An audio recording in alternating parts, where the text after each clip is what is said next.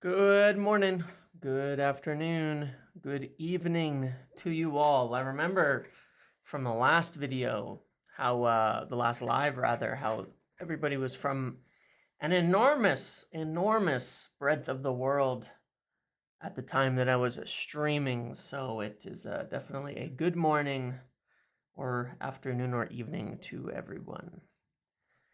I hope you're all doing well. How are we today? How are we today? Doing good, I hope.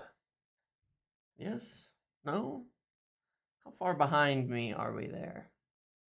Come on, there we go. All right. Takes like 5 minutes. All right. Good day, good morning. Hello. Hello. How are you?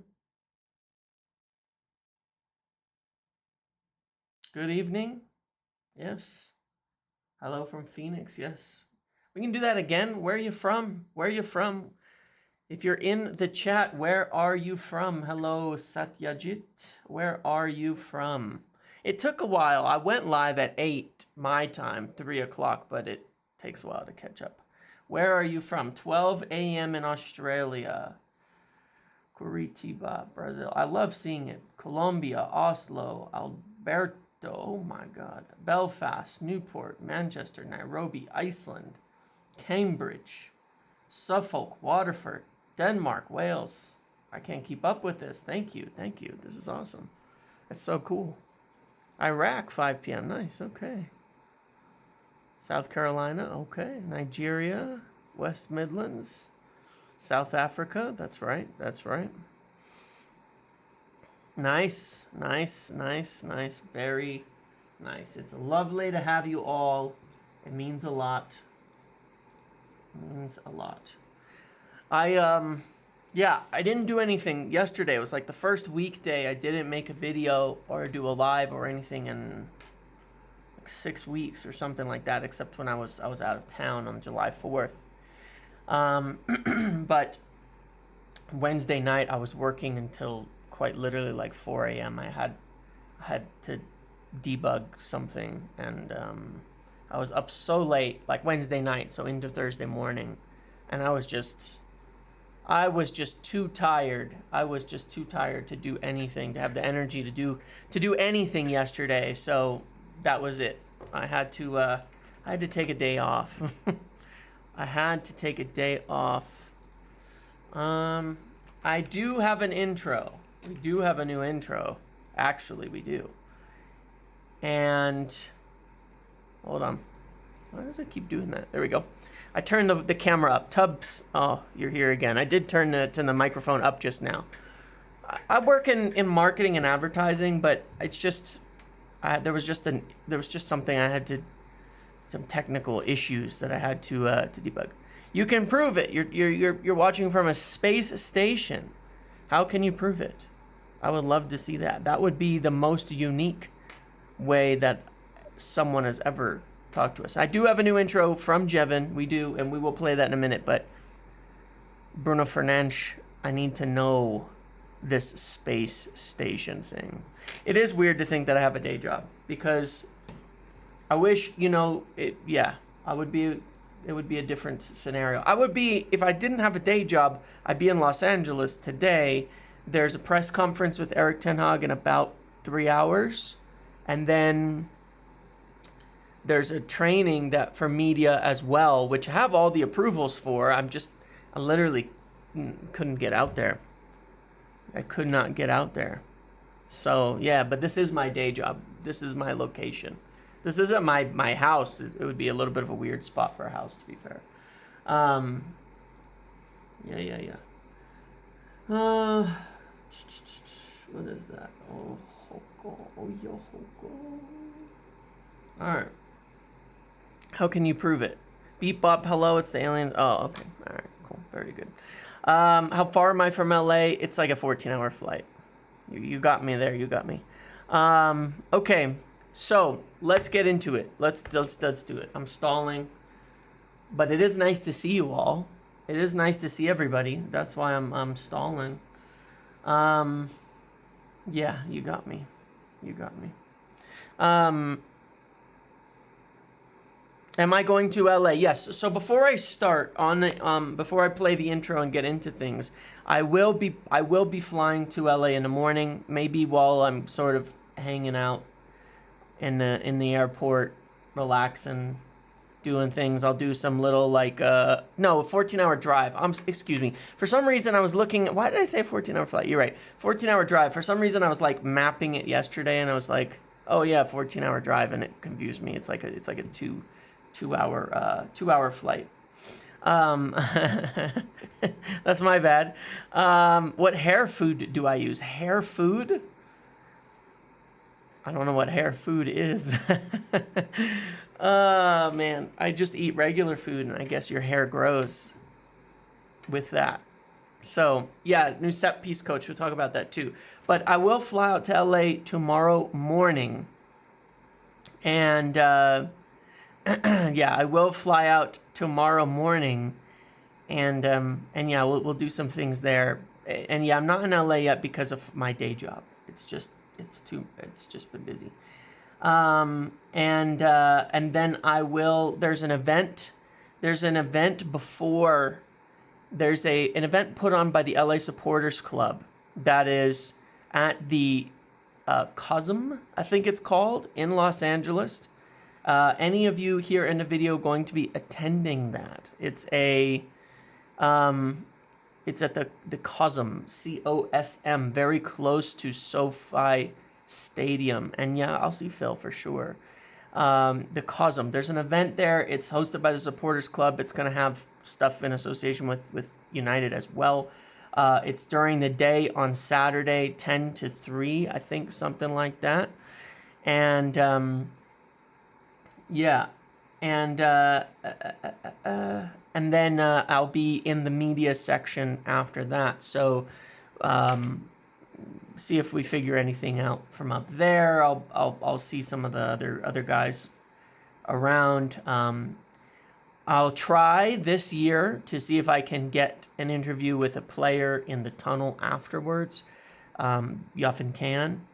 Last year, when I went to the Vegas game, I was just kind of scoping it out and hanging out and enjoying myself, getting to do that kind of experience. So we'll see what happens this time and if there's anything we can do there. But if you are going to, or you are in Los Angeles tomorrow, look up the event from the LA Supporters Club for the COSM, the Cosm. I think it's just called the Cosm. Event prior to the match, and I will be there, and I will see any of you there. And then, of course, in the stadium, I'd be happy to meet and see any of you as well. But yes, there is that event going on, and who knows what's happening after the game? Okay, I mean, I'll be there all night. I'm leaving Sunday morning, but yeah, we'll see. We will see what happens. I will be happy to meet anybody though. Okay, we've got an intro. I have no idea exactly what this is, but it's an intro. And then, yeah, we'll talk about a lot of things. Right back, midfield, Harry Maguire, the new coach, all of that as well. Okay, so let's do it.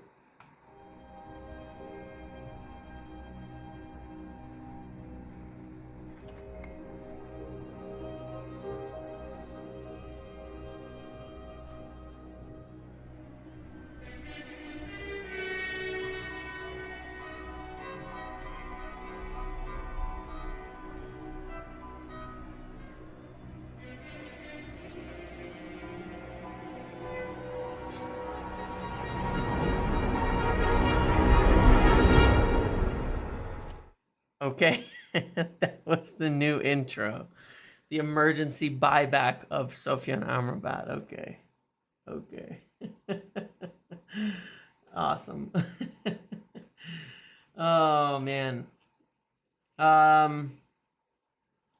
Cool.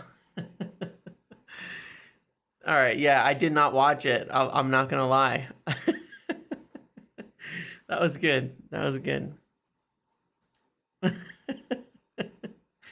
Yeah, Jevon's the best, man. Jevon is the best. Jevon is the guy, man. I love it. It's my favorite part of the thing that we do is that we have that intro. That was really good stuff. All right. Awesome.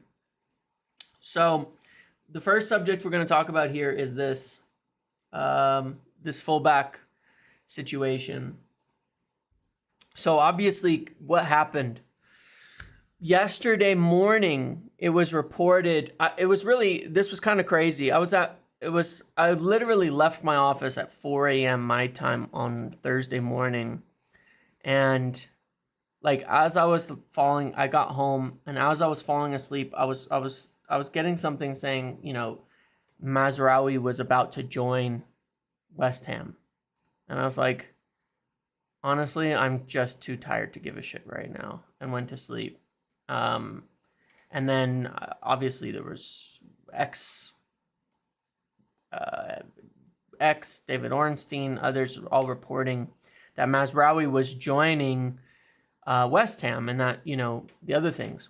And then there was and then of course, in addition to that, there was Wan-Bissaka, the talks with Inter, potential swap of him and Denzel Dumfries. Now, if you go back to some of the earlier videos, I've talked quite a bit about how Denzel Dumfries was viewed as an option.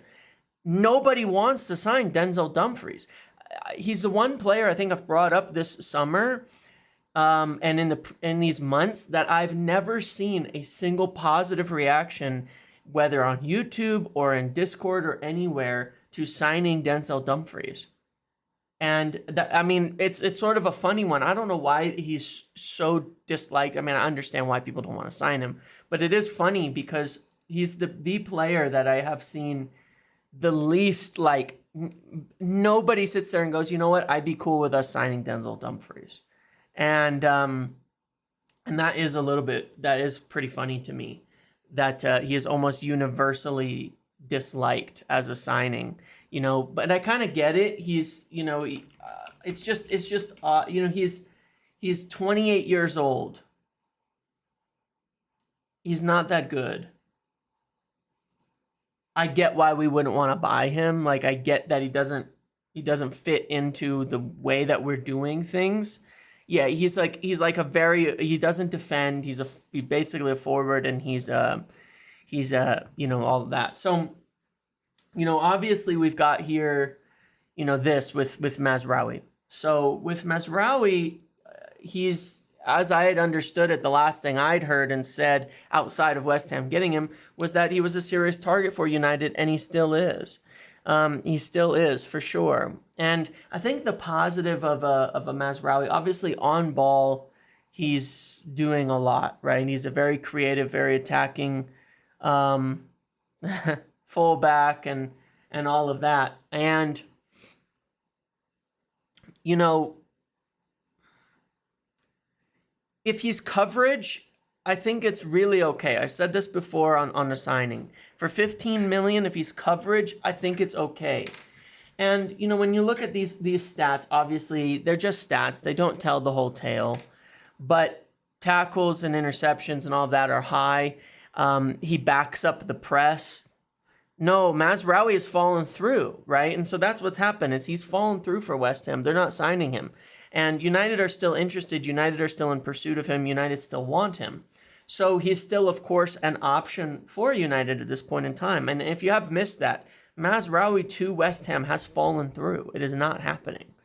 Okay? It is not happening at all. 15 million pounds probably to get a very good backup.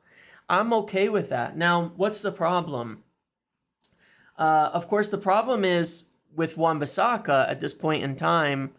Yeah, I could search up his wages and all of that.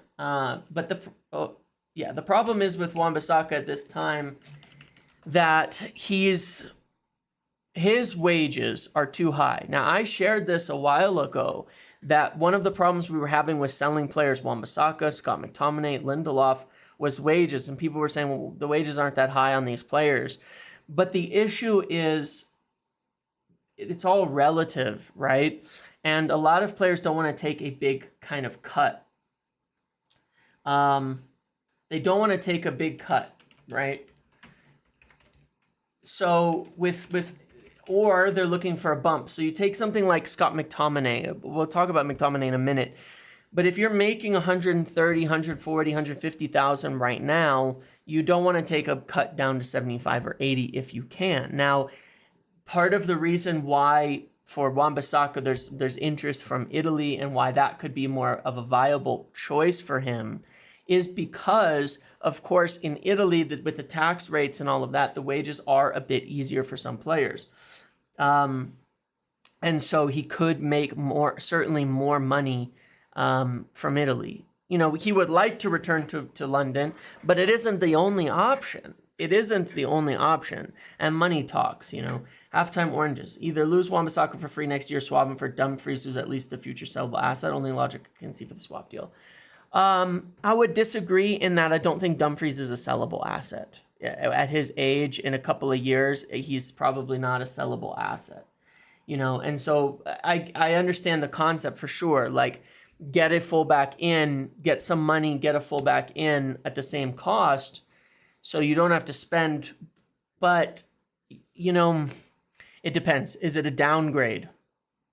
No, we are in for Mazraoui. I have 100%. We are interested in Mazraoui. We are still interested in him. I can absolutely confirm that, that we are still in for him. I said that a couple of days ago, and like I said, I was busy yesterday and didn't get involved in anything. We're still interested. We are absolutely still interested. We were interested. It is a serious option. There are concerns, right? There are concerns, but let's look at what we've got here. Here would be my major concerns, right? Injuries, right? This would be my major concerns. Now, why are we selling Wan-Bissaka? Because he has 1 year left and doesn't want to renew. And we wouldn't want to offer him a deal, you know, that we wouldn't want to offer him like a bigger deal. You know what I'm saying? We would want, if we're going to offer him a new contract and would want him to stay, we want him to cut his wages from what they were originally. But, you know, he doesn't really want to necessarily sign a new contract. And, you know, it's an interesting one with Wan-Bissaka because in the right team, he should be starting week in and week out. You know, he's not the same modern fullback that we utilize in Diogo Dalot and Luke Shaw, but there are teams that play a style that absolutely suits Wan-Bissaka. And if you play a style that suits Wan-Bissaka, he could potentially be one of the best fullbacks you could get, because individually in one-on-one defending and all of that, he is excellent.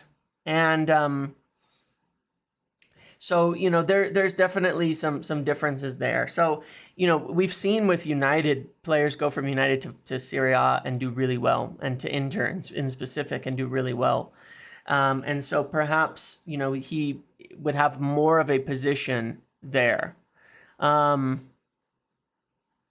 So anyway, this is my concerns over Mazraoui, right? This is certainly the concern over Mazraoui, is when you take all of these things, this is a lot of injuries, you know, and this is a lot of missing injuries. Now, it's not like it's always been that way. This is an eye injury. That's not something you expect to generally have. This is a minor knock, but it's like 5 days. Minor knock, you know, and then it starts to ramp up a little. These are not a big deal. I don't know what inflammation means. What does inflammation mean? Does anybody know what this actually was? You know, why he was actually out? Was this something to do with there was some Bayern players and COVID? I wonder if anybody knows on that, by the way. Was it, I know what inflammation means in general. I'm saying, like, was it, there were some weird things with Bayern players and COVID or something, like in the last couple of years. But inflammation could mean a lot of things. Like, this is weird. But aside from this, he didn't really have any injuries that season. And then last year, he got a bunch of them. A heart issue. That's what I'm saying. That's what I thought. So this isn't an injury. This was 10 days, 10 games, not an injury. That's what I was, my understanding is I thought it was a heart issue, something to do with COVID potentially. I'm not saying it was or wasn't, but I thought there was just something with players who'd gotten COVID and things like that as well, or some concerns over heart issues that have happened. They detected heart inflammation after you contracted COVID. Right, that's what I thought. So that's not an injury, right? This isn't that bad. So in kind of re-looking at this, he actually had no injuries really this year, like nothing at all. And if he's not have a heart issue, if that was just an acute issue, which it probably was, he's not, yeah, I wouldn't necessarily say he's injury prone. He had a little bit of a tough year in that respect, but that's not that bad. Yeah, I get it's page 1, but look how a lot of those things are little, but yeah, I don't know. It's not as bad as I thought, given that in this season, 22-23, he didn't actually miss a single game for Bayern with injury.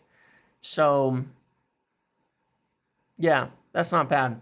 All right, well, fair enough. So that's, to me, makes it a little less concerning. Wages-wise, this says he's on 153. I don't know if this is still correct. 153. I don't know if this is surely, yeah. That's not bad. So 120,000 pounds a week. Not bad. That wouldn't be terrible. We could do a little bit of less than that. Yeah. We could do a little less than that, or around the same, and it wouldn't be bad. Yeah, I mean, look, he's a good player. He's a good player. I would definitely be interested in him. I wouldn't be at all opposed to him, And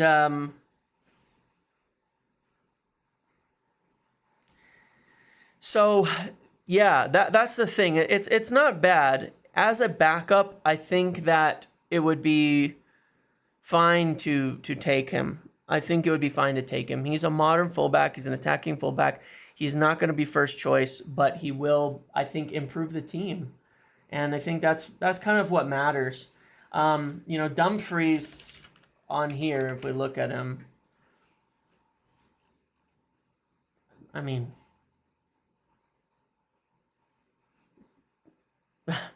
doesn't do an ounce of defending, does he? He's basically a winger, Can't pass. Doesn't defend. I can see why people wouldn't want him. That's not really what I want out of my fullbacks. But he's also pretty much identical to Jeremy Frimpong in that respect. These are good players, but this is a good player, but it's hilarious for a fullback, This is not my version of a fullback, I think you need more defending in the Premier League than that. Vanderson does a lot of defending, if I've got the right Vanderson. Is this the right Vanderson? Monaco, right? Yeah. That's better. Still, your passing stats and such are not so great.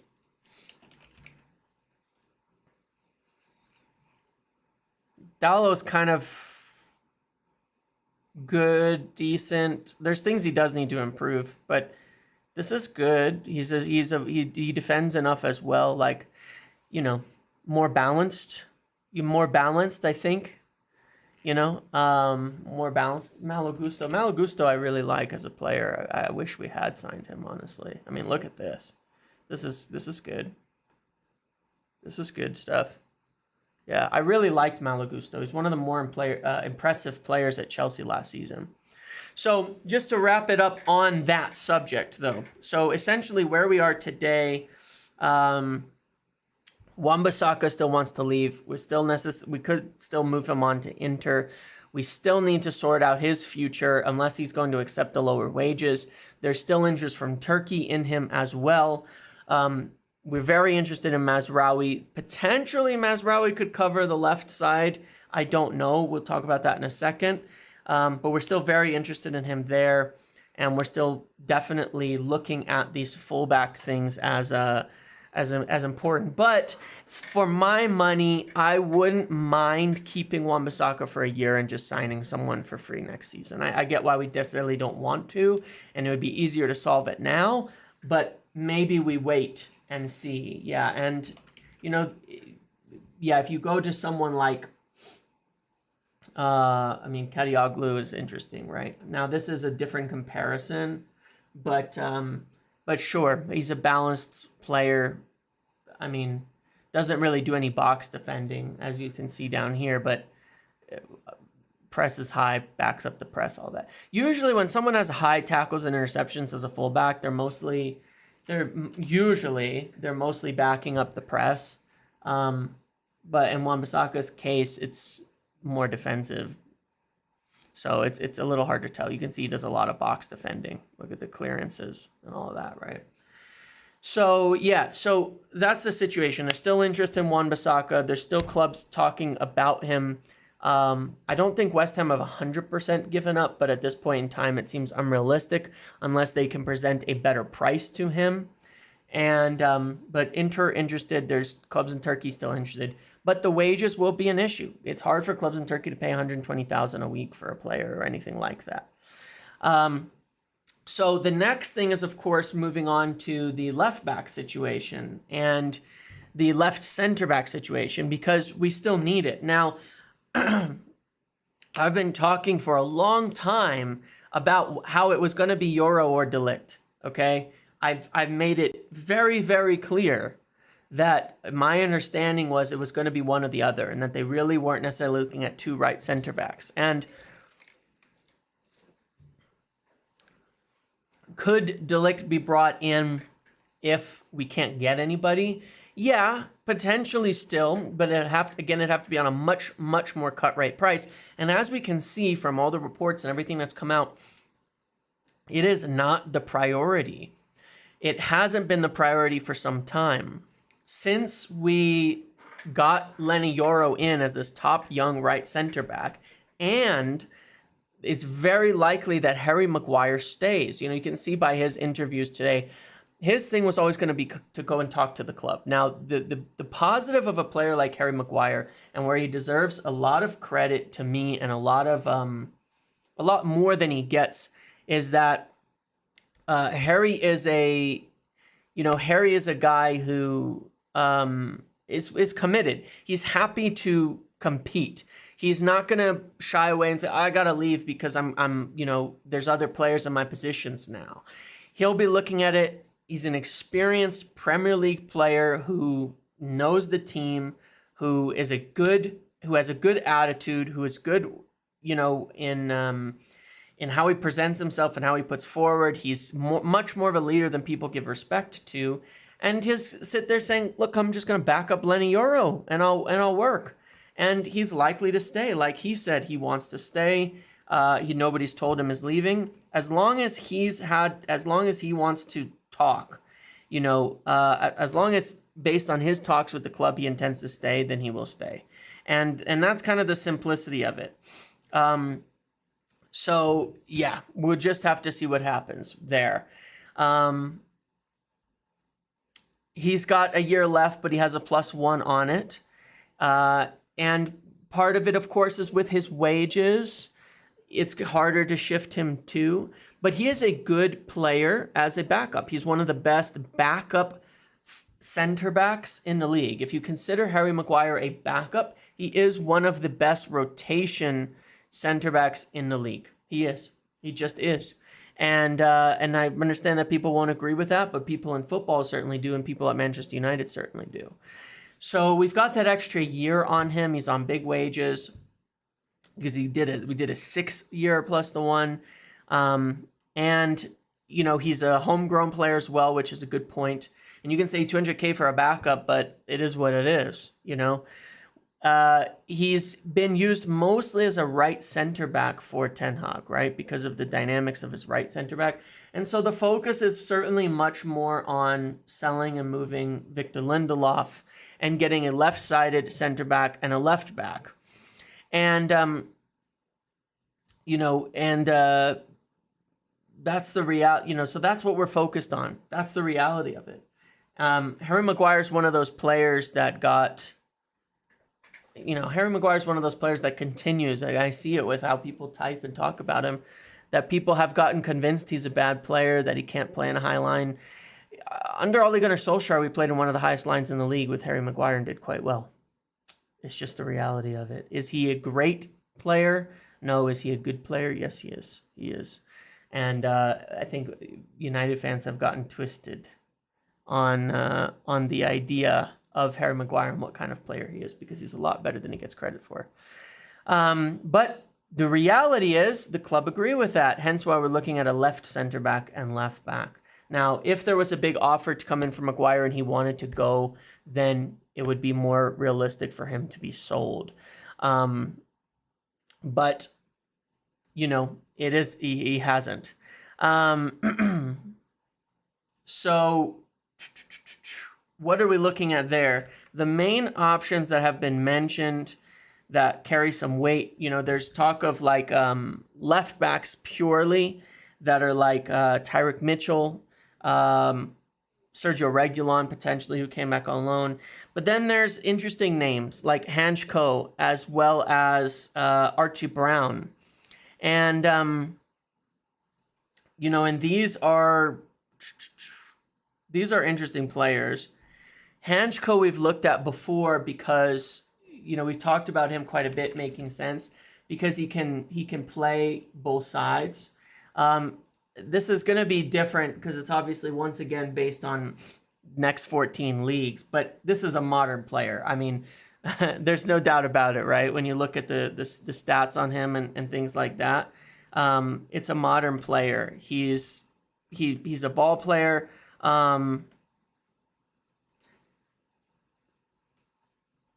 He's a ball player. He progresses it well. He moves the ball well. What you'd expect from a modern kind of possession team, especially in the Eredivisie. So that's why you'd be getting him, because of his in-possession principles. I've never watched enough of him to say that, how he is as a defender.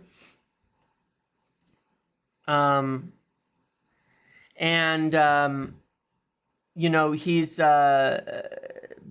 But yeah, he can't defend. Okay, well, fair enough. So he is a ball player, right? And so you're talking about in possession is why you'd buy him. Yeah, in possession.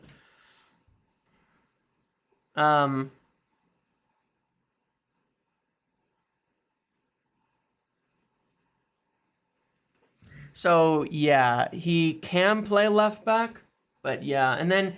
Yeah, the name Archie Brown is really interesting because, as somebody mentioned, he was at Lausanne, if I said that right. Yeah.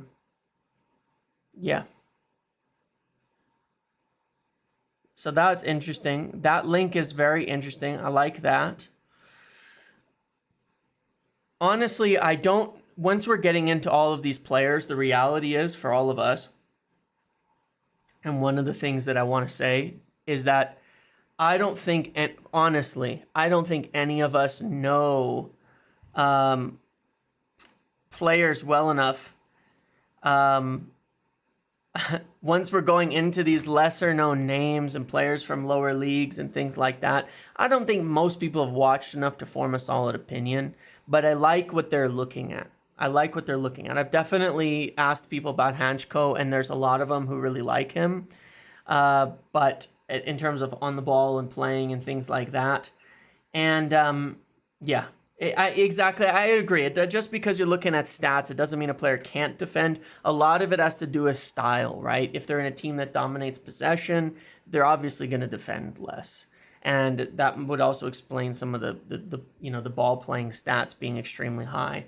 So you can't draw too many conclusions from these little from these little things like little stats and all of that. Sometimes they just give you a bit of the styles or capabilities.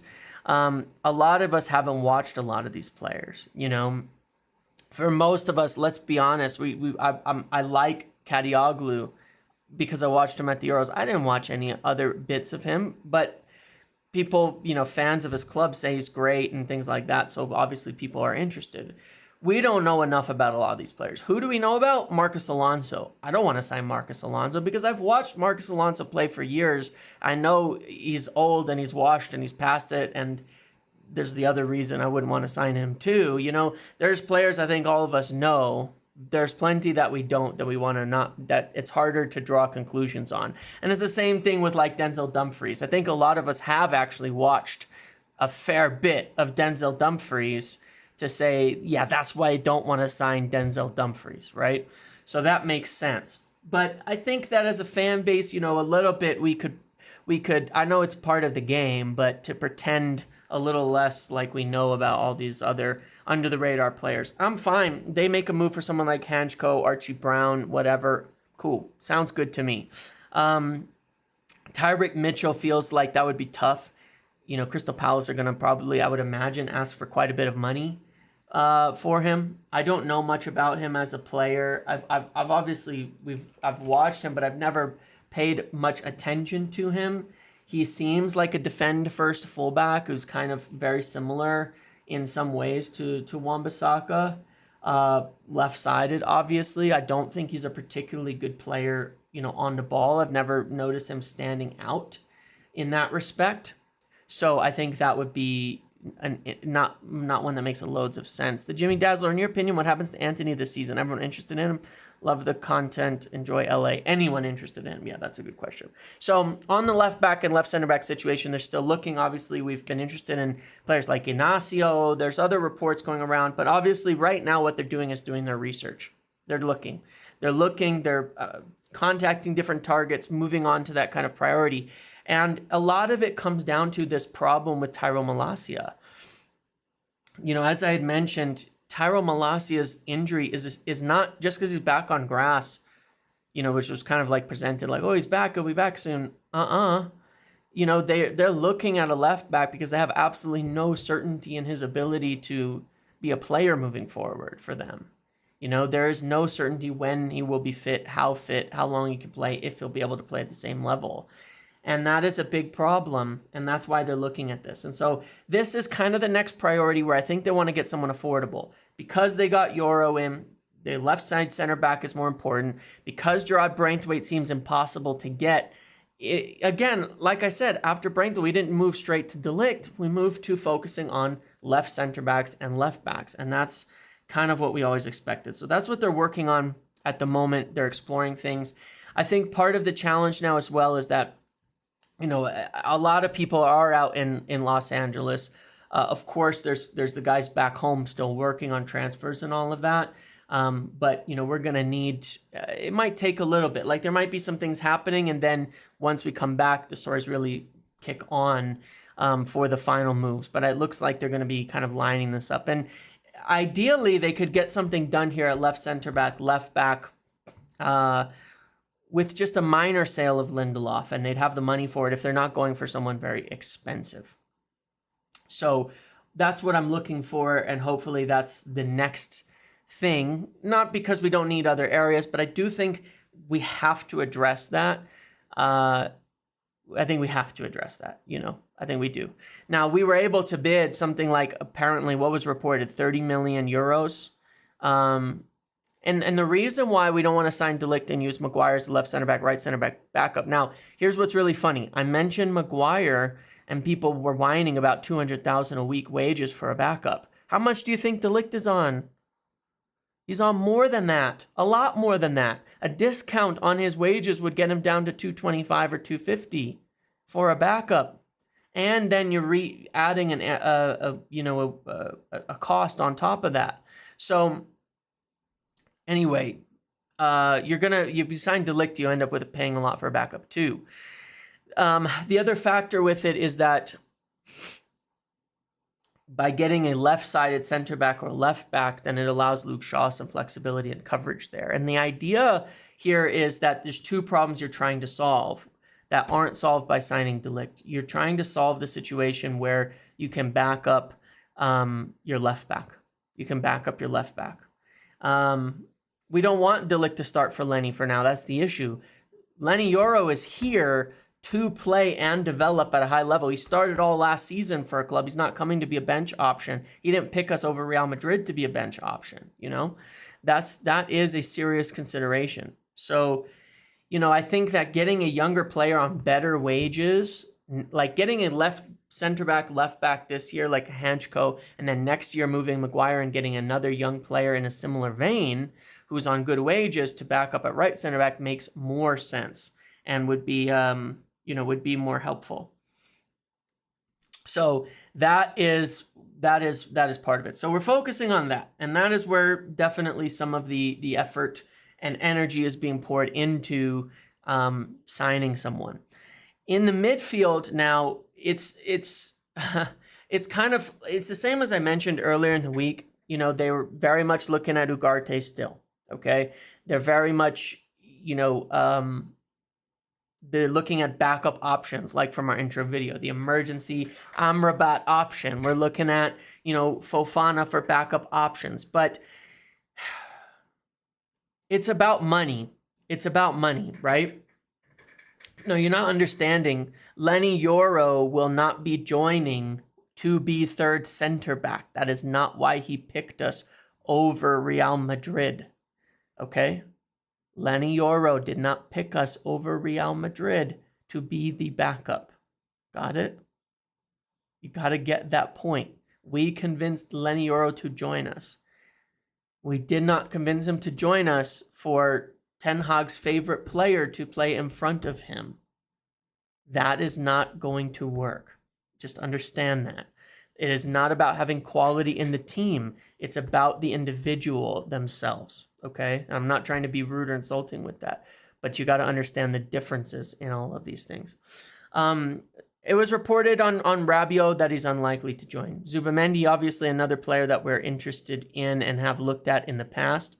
And, and that is, that's an interesting one. Obviously, he's a very good player. Yes, Lenny Yoro won't play every game, no doubt about it. But I'm saying that having more options are better. Tyson on Stretty mentioning Yulman, and that's an interesting one because I didn't see that. I've been talking about him for months now, right? What was that behind me? Was it a truck, like a FedEx truck or something? I've been talking about him for months, and someone that United have looked at. Now, you kind of have two situations going on, where you kind of have two situations going on where basically, in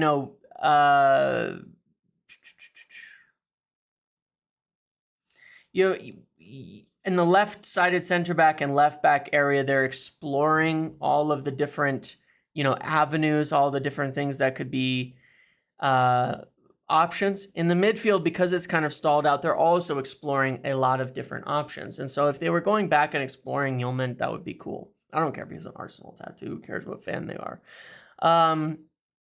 So that would be cool. I mean, Yulman is a good player. It's really funny because Sporting have had these same kind of defensive midfielders for a while, right? They had Paulinho, and he came to Premier League, and now he's going to Bayern. And then they had Ugarte, and then he went to PSG. And now they have Yulman. And they're all good players, but a little bit different. Paulinho is very much a defensive shield tackler. Ugarte is, someone who gets around, who carries the ball well. And Yulman is probably the most well-rounded of all three of them.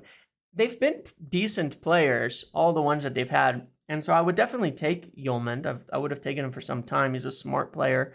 But I think the problem has always been kind of the cost there. Now, with regards to the midfield, there's two factors, I think, at the moment, in addition to these options. One is Scott McTominay. They're still interested in him from Fulham, and they're still more likely to come back with a better offer. They're still interested in him from Galatasaray, but it's going to be difficult for them to afford him. They're still interested in him from a fairly big Premier League club. I say still. I feel like I've mentioned it before, but maybe not. There's interest in him from a fairly big Premier League club that could come in for him. But they haven't, as of yet, made any contact. it's a lot of it's going to be about him. A lot of it, again, is going to be about what he wants and where he is going at this point in time, and what he wants to do. And so we're still kind of waiting on that, and that probably won't be resolved for a little bit, or until an offer comes in. Once someone decides to make an offer, then it'll start to become an issue, and that will allow us to spend more money. That would allow us to spend more money right away as soon as an offer comes in, and if we can sell him. Yeah, they signed Smith Rowe right now. That, you know, they should have the money because of the sale of Palhinha, to be fair. Ten Hag wants to keep him. We've talked about that. It's about him. It's about him. And if they sign Andre, then it's definitely after Smith Rowe, then it's not going to happen for sure. And so he'd need other options. So it's about him. If they can get us a new offer, then it's going to be about what he wants to do. Newcastle were interested. They were before. I'm not sure if they still are. Yeah, but anyway, there's a lot of potential on the table here, but someone has to bring an offer, and he's got people looking to see if there's offers for him. But it's a challenge. It's a challenge to move certain players on. That would definitely limit the amount that we could spend, you know, if we cannot sell him. In terms of Saudi, they've decided their budgets now. Now, a long time ago, there's a director for Saudi of a few of the clubs, which is Michael Emiliano, the former player, Emiliano. I get it backwards. And he was the one who was in contact with Casemiro. And so it wasn't like a specific club, but the guy who kind of places players in different clubs. He was the one who was in contact with Casemiro before. We'll see now that they've decided the budget if he gets back in touch with him. But the interest had kind of waned, and there was a lot more worry. Yeah, former Chelsea director. There was a lot more worry that it wouldn't happen. And there's still worry that it wouldn't happen. But maybe now something does, you know, I think if they are still interested, we will find out soon. But that has certainly been a huge problem. That has certainly been something that is seriously holding us up, you know, in the market, because we had hoped to be able to sell him. So that has been an issue for sure in Casemiro.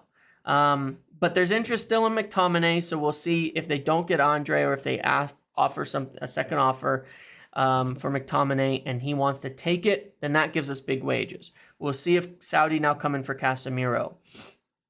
Adam Morton, I think we can discuss next summer. The other factor is João Neves and PSG. PSG are closing in on a deal for João Neves for something like 70 million euros plus, you know, Renato Sanchez, maybe something else involved in that, right? I strongly suspect the moment they can get that deal done, remember, this is Mendes, right? He's doing kind of this, and he's involved in Ugarte, and of course he was involved in Euro. As soon as they can get that deal done, I feel that the Ugarte... One, there's no space for Ugarte. They gotta move him. Nobody's gonna pay 70 million, okay? Just realize that. Nobody will pay 70 million for Ugarte. Nobody will pay 60 million for Ugarte. Nobody will pay 50 million for Ugarte. There are other clubs interested. They don't have the money to pay that, okay?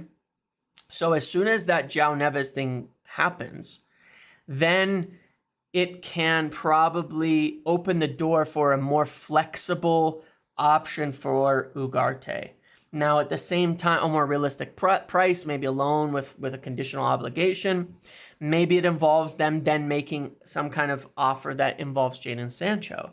With Jadon Sancho, he's happy to stay now. The club are happy for him to stay and get going. But if they were to bring a serious offer, he would consider it, and United would consider it too, for sure.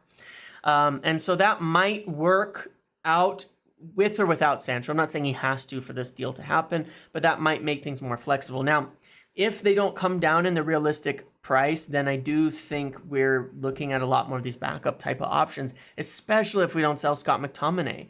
Then the decision has to be made, do we sign Sofiane Amrabat, or do we stick with Toby Collier and let him develop into that role? And that is not impossible. That is absolutely not impossible that we end up...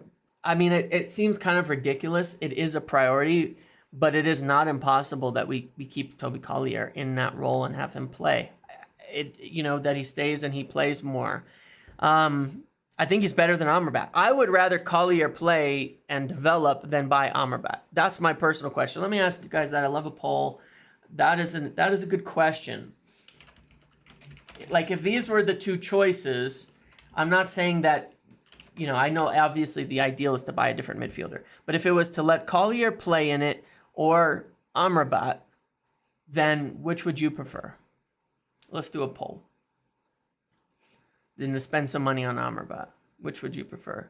And obviously, I think a lot of people are going to be slightly overreacting to... I'm not talking about Toby replacing Scott. This would be if Scott didn't leave. If we couldn't sell Scott McTominay, we couldn't sell Casemiro, and we didn't get a good price on Ugarte, and we were down at a choice of like, all right, we need an emergency type of thing. Do we keep Toby Collier? Do we sign Amrabat as an emergency backup plan? And I think I would prefer to keep Collier. I think in general, I'd rather develop young players. We still have players who could step into the midfield. Oyedele, is a good player for the future as well. I don't think he's quite ready, but... Not to be rude to Sir Amrabat, but Collier doesn't move like my father. I know. Look, there's a lot of people talk about that FA Cup game, but if you just remember all the games we watched of Amrabat, where it literally looks like someone's uncle stumbled down from the stands and got on the pitch. It would baffle me if we sign him. It would baffle me. Because you just had to have watched that season to say this is not a Premier League athlete.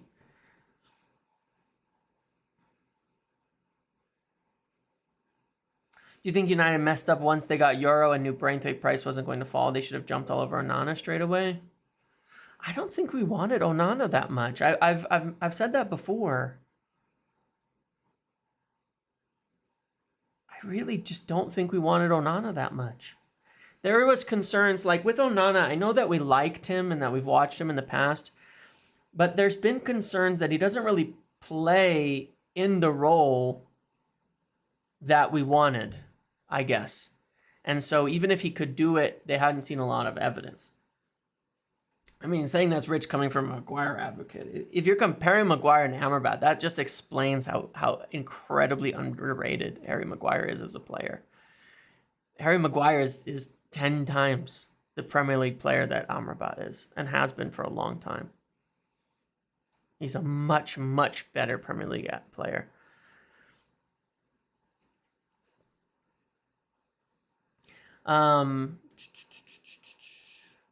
Yeah, Collier's winning pretty heavily on that one, of course. That's what I thought. And I mean, I'm in the same boat. I would rather give the minutes to a young player. In terms of Eriksen, there, I think he would definitely consider leaving. If someone came in for him. If, I saw that there was a thing about Ajax. They were interested in him before.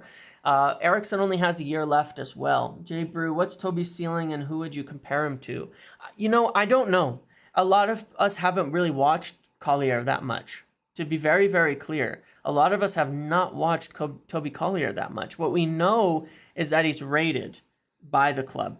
He's rated by Ten Hag that they like him. That's why he's getting these preseason minutes in this role. That's why there were some stories about it and all of that.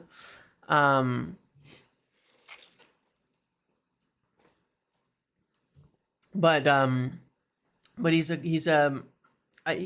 don't know. But he obviously, when you watch him in the midfield, I'm not saying he's amazing, but I think he could be decent coverage. You know what I'm saying? Like, that's how I would see it. I think he could be decent coverage. He's somebody who I think could do well in the long term. When you watch him from a physical standpoint, he obviously can get around. He looks more up to the physical standards of a senior players. He is a little bit older compared to them. I'm not saying that he's hyped. Like, he's not Kobbie Mainoo. You know what I mean? He's not Kobbie Mainoo. We're not talking about that. But I'm looking at someone who's, potentially decent. Give me 1 second.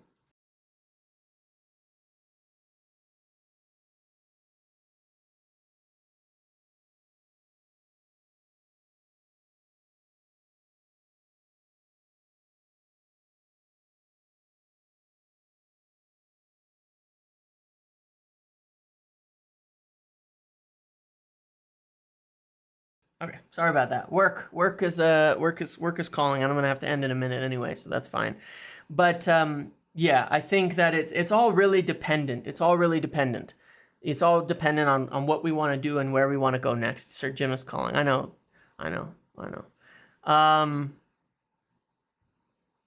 So Lip Breeders Assemble. All I said was I'm gonna call someone back in like 2 minutes. So anyway, that's kind of the main situation. These are the implications. These are the main stories that are ongoing. Wan-Bissaka, unlikely now to West Ham, but there's still interest from elsewhere. Very much interested in Mazraoui. Looking at that left back and left center back situation. Pellistri could go. That link to the Greek club is real. If you look up the manager, he actually gave him, I believe, his debut in Uruguay and has coached him before. It's a former Uruguay national team manager at that Greek club. That is a real link, and that is a real option for him alongside that Spanish club. They're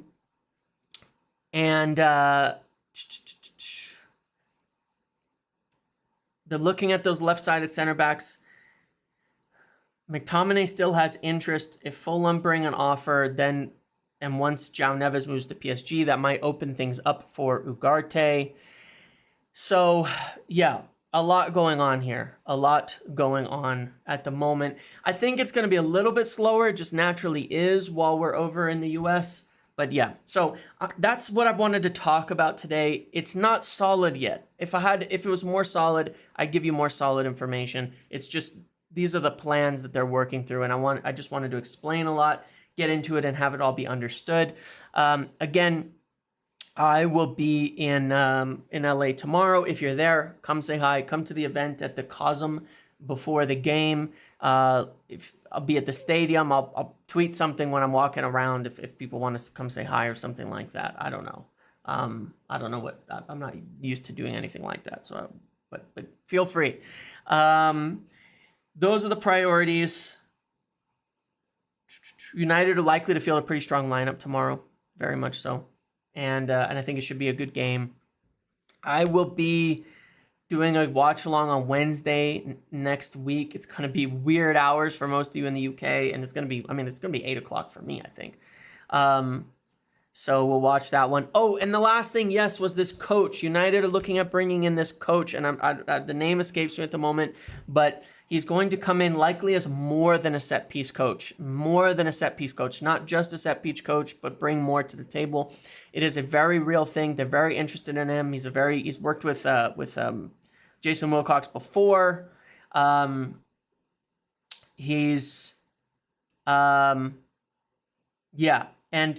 apparently he's really tried to bring modern football. He's tried to bring modern football to the club that he's been at.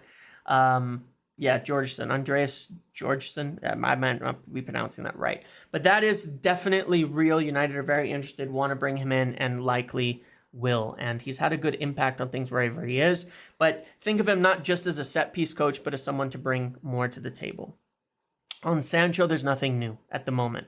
There's no offers for him. PSG are more likely. Juventus looking at Adeyemi, so they may not be going for Jadon Sancho. Hannibal to Rangers, yes, there's potential for a loan, but United would prefer to do a deal similar to Kambuala. All right, I've got to end it here. I might do something a little bit later today if anything else comes out. Rewatch the video. Like I said on Delict, just in answering that last question, it's not like it's impossible. It's not a priority. If we didn't sign someone else, maybe we'd turn back to it very soon. Okay? That's what I have for today. Thank you all for hanging out with me. I might do another video a little later this afternoon if any news comes out. I'll probably do some stuff with the game tomorrow or ahead of time while traveling. Just some fun little things to hang out and talk. Little bits from the media area, things like that. So make sure to keep an eye out. Thank you all for hanging out with me, and I will talk with you later.